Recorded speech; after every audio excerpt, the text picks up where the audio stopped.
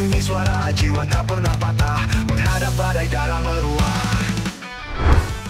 Waktu bagaikan pedang alias ya cepat aja gitu, karena nggak terasa sebentar lagi kita bakal kembali menyaksikan lanjutan perjuangan timnas Indonesia di kualifikasi Piala Dunia 2026. Tentu saja harapannya adalah tim Garuda bisa mendulang hasil positif untuk kemudian bisa setidaknya mengunci posisi 3 atau 4. Dan semua tahu jika dalam Garuda Calling ini ada beberapa nama yang kembali masuk mulai dari Asnawi, Sayuri Bersaudara hingga Stefano Lillipali yang udah lama banget absen. Jelas dari 32 nama yang ada harapannya semua bisa memberikan yang terbaik sehingga mending pelatih pusing karena mikirin semua pemainnya berkualitas kan gitu. Namun yang menjadi menarik di sini dengan absennya Marcelino di laga versus China serta Ragnar yang kali ini harus istirahat karena sakit adalah siapa pemain yang kira-kira bakal mengganti mereka. Dan menurut beberapa sumber yang ada, jika dipanggilnya Stefano Lillipali tentu tanpa alasan, kendati musim ini dia juga sempat tersendat cedera. Nah, Alex Pastor sendiri sebagai otak utama dari taktik pastinya juga memahami jika meskipun udah berusia 35 tahun, Vano masih punya faktor X yang bisa ditawarkan di dalam sistemnya. Itulah kenapa besar kemungkinan Alex Pastor akan memberikan tugas khusus yang sesuai dengan kapasitas Vano di dalam skema permainannya. Sementara itu, pelatih China, Branko Ivankovic, benar-benar merasa waspada karena timnas Indonesia yang sekarang dianggap akan jauh berbeda dari yang China hadapi ketika di Qingdao. Terlebih, jika ia berkaca dari reaksi punggawa Bahrain hingga Arab Saudi, atmosfer di GBK benar-benar sangat intimidatif. Selain itu, kiper Bahrain, Ibrahim Lutfalla, secara tersirat juga mengakui kalau aura tim Garuda ketika main di kandang benar-benar jadi berbeda.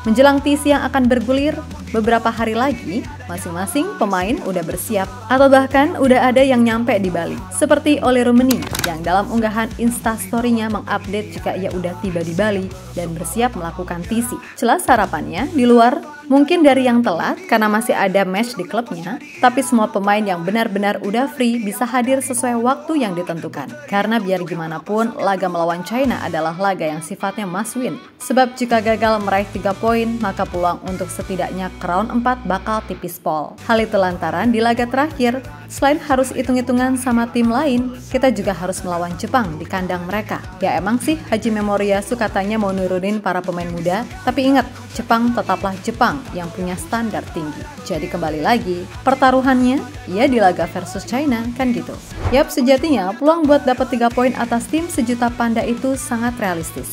Kenapa begitu? Bukannya Mimin meremehkan, tapi melihat dari komposisi skuad serta keuntungan main di kandang, harusnya kita bisa memanfaatkannya.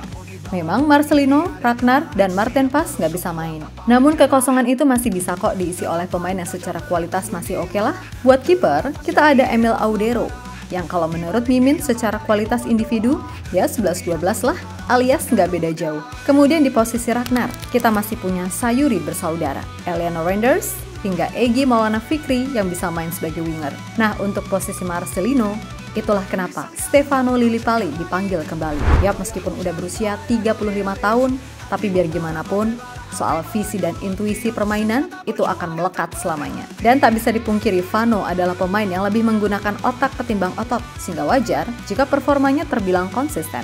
Yap, sejenak coba kita bayangkan dulu, gimana perasaan Vano yang udah 2 tahun lebih tidak memperkuat timnas, akhirnya bisa dipanggil kembali. Pasti seneng Paul dan sangat termotivasi buat memberikan segalanya di atas lapangan.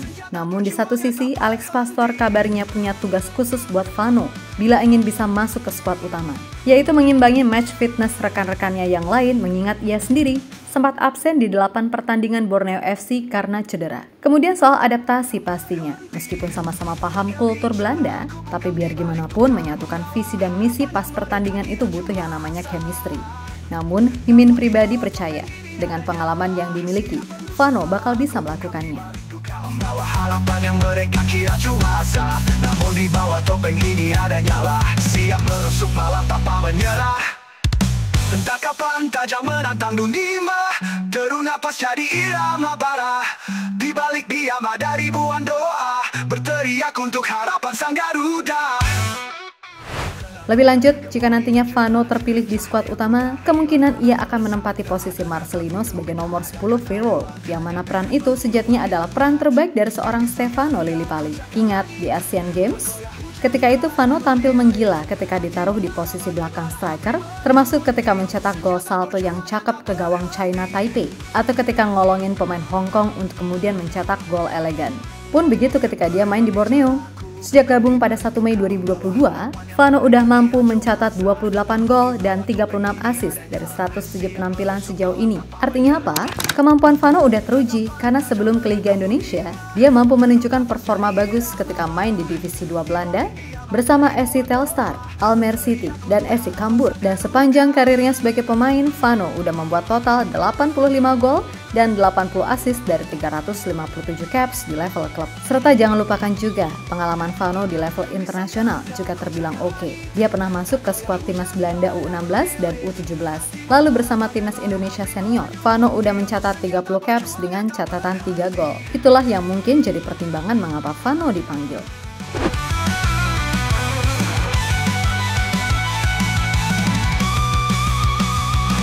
Demi sang Garuda ku cek ke langit, tak goyah hujan badai melilit. Hati membara bagai bara api menyulut, diamku senjata perjuangan tak berhenti.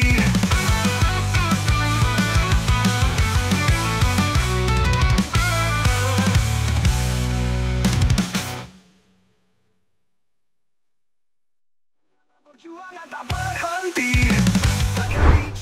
Di sisi lain, pelatih timnas China, Branko Ivankovic, mengakui jika kekuatan timnas Indonesia yang sekarang dirasa jauh berbeda, mulai dari komposisi pelatih baru sampai adanya pemain-pemain diaspora yang baru.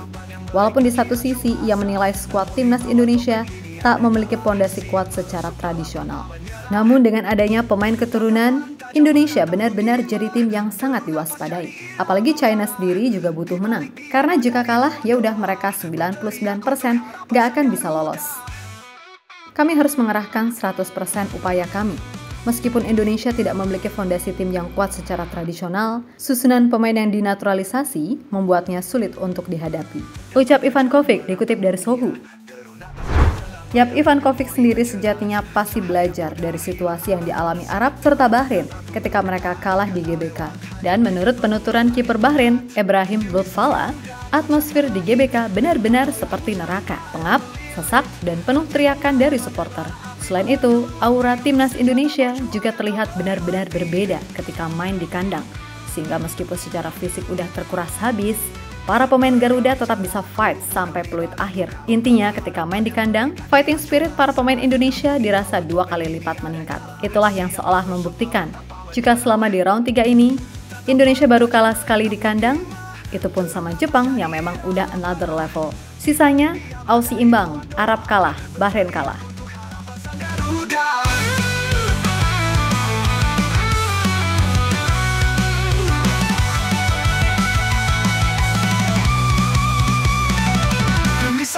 Ku cakap langit, tak goyah hujan badai melilit.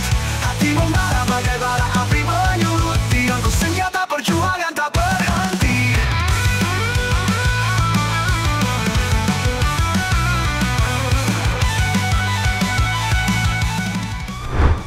Yap, terlepas dari apapun, semoga aja semua pemain yang dipanggil bisa memberikan segalanya di atas lapangan. Dan moga-moga aja pemain seperti Kevin Dix, Dean James, hingga May Silvers bisa 100% pulih tepat waktu. Karena biar gimana pun, kualitas mereka sangat dibutuhkan. Terutama buat Mace. Ayo loh, katanya pengen ngerasain vibe sangar di GBK. Makanya, ayo please speed recovery. Karena dijamin, kalau kamu sampai absen karena cedera, walah netizen yang maha bijak ini akan kembali ngata-ngatain dirimu. Ya intinya, ayo buat semua pemain bersaing secara sehat dan kompetitif.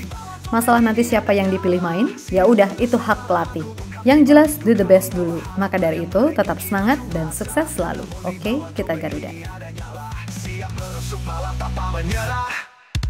Entah kapan tajam menantang dunia, deru napas jadi irama bara. Di balik diam ada ribuan doa, berteriak untuk harapan sang Garuda.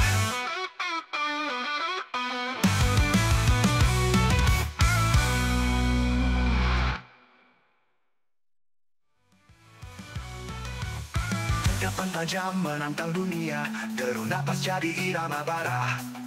Di balik diam ada ribuan doa, berteriak untuk harapan sang Garuda. Demi sang Garuda ku cakar langit, tak goyah hujan badai.